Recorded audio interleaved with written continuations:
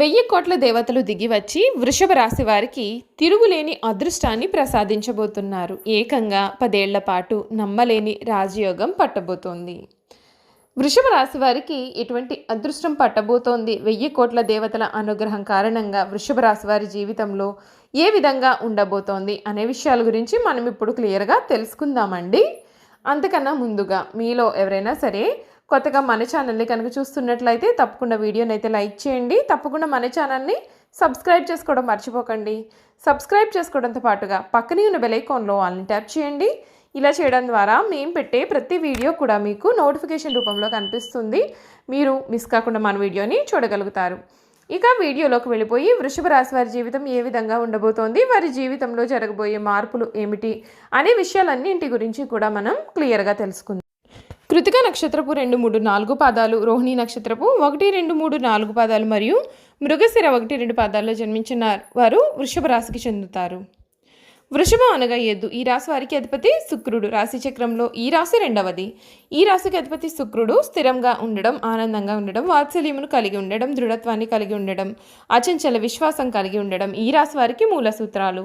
వృషభ రాశి వారు దయ, దానగుణము, క్షమాగుణమును కలిగి ఉంటారు. ఎవరైనా సరే కానీ వీరిని విశ్వసించి మంచి ఫలితాలు పొందుతారు. ఈ రాశి వారి మీద విశ్వసించి ఆధారపడవచ్చు. మీరు తమకు నచ్చిన వారు అపరాధము చేసినప్పటికీ కూడా క్షమించే గుణం కలవారుగా ఉంటారు. వీరి యొక్క అభిప్రాయంను మార్చుటకు ఎవ్వరికి కూడా సాధ్యం కాదు.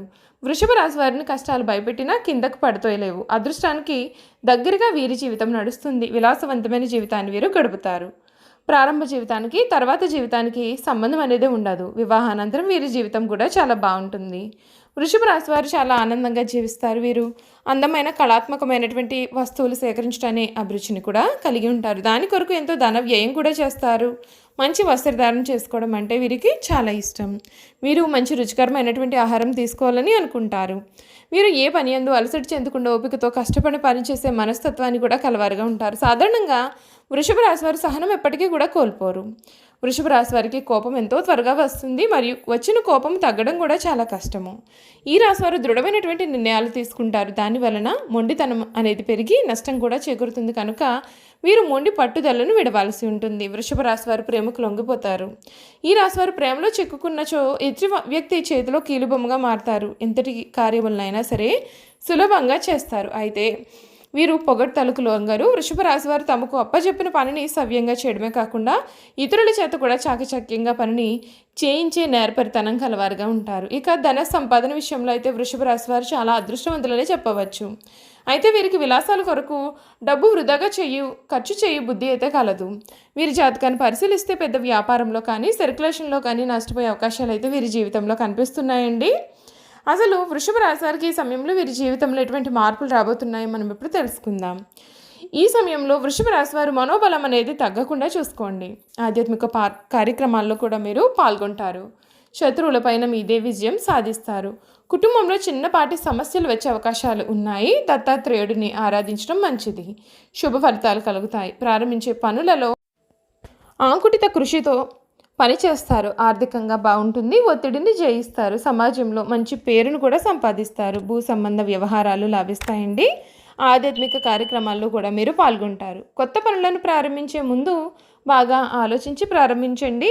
బంధుమిత్రులను కలుస్తారు. ఆధ్యాత్మిక కార్యక్రమాల్లో పాల్గొంటారు. కీలక నిర్ణయాలు తీసుకోవడంలో ఆలస్యం చేయకండి. బుద్ధిబలంతో మంచి భవిష్యత్తు కూడా మీకు ఏర్పడుతుంది. ఒక వార్త మీకు సంతోషాన్ని కలిగిస్తుంది. శ్రీ లక్ష్మి ఆరాధన శుభప్రదం. వృషభ రాశి వారికి ఈ సమయంలో అంటే 2024 సంవత్సరం మొదలుకొని వీరి జీవితంలో ఏ విధమైనటువంటి అదృష్టం పట్టబోతోంది, 10 ఏళ్ల పాటు వీరి జీవితంలో ఎటువంటి మార్పులు అనేవి కలగబోతున్నాయో కూడా మనం క్లియర్గా తెలుసుకుందాం. ఈ రాశి వారికి ఈ సమయంలో రాశి ఫలాలు, ఆరోగ్యం విషయంలో కూడా మనం ఏ విధమైనటువంటి ఫలితాలు రాబోతున్నాయో తెలుసుకుందాం. 2024 సంవత్సరం వృషభ రాశి వారికి ఏ విధంగా ఉండబోతోందో క్లియర్గా తెలుసుకుందాం. ఈ సంవత్సరం ఉద్యోగస్తులకు ఎక్కువ భాగం అనుకూలంగా ఉంటుంది. 10వ ఇంట్లోని శని గోచారం మరియు 11వ ఇంటిలో రాహు గోచారం కారణంగా వృత్తిలో అభివృద్ధిని సాధిస్తారు. మీరు చేసే పనికి గుర్తింపు, గౌరవం కూడా లభిస్తాయండి.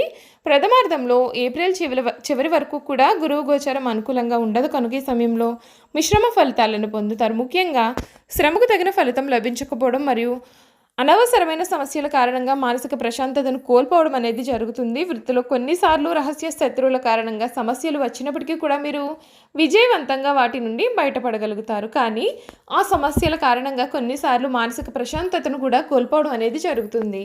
ఈ సంవత్సరం అంతా శనిగోచరం 10వ ఇంట్లో ఉండడం వలన వృత్తిలో గౌరవ మర్యాదలు కూడా మీకు పెరుగుతాయి. మీరు చేసే పనులు నిజాయితీతో ఉండడం కాకుండా లాభాపేక్ష లేకుండా చేయడం వలన మీరు అందరి మన్ననలు కూడా పొందబోతున్నారు. శని దృష్టి 4వ ఇంటిపైన ఉండడం వలన మీరు ఎక్కువ సమయం మీ వృత్తికి కేటాయిస్తారు. దాని కారణంగా ఇంటికి దూరం అవడమే కాకుండా తగిన విశ్రాంతి కూడా తీసుకోరు. అయితే ఈ విధంగా శ్రమించడం వలన మీ కుటుంబ సభ్యుల కోపానికి గురయ్యే అవకాశాలు కూడా ఉంటాయి. కనుక పనితో పాటుగా కుటుంబానికి మరియు విశ్రాంతికి సమపాళ్లలో సమయాన్ని కేటాయించడం వలన మీరు ఆరోగ్య సమస్యల నుండి మరియు కుటుంబంలో ఉండే అసంతృప్తి నుండి కూడా బయటపడగలుగుతారు. శని దృష్టి 12వ ఇంటిపైన మరియు 7వ ఇంటిపైన ఉండడం చేత ఈ సంవత్సరం మీరు విదేశాలకు వెళ్ళే అవకాశాలు కూడా కనిపిస్తున్నాయండి. ముఖ్యంగా ద్వితీయార్థంలో మీరు మీ వృత్తి కారణంగా విదేశాలకు వెళ్ళగలుగుతారు.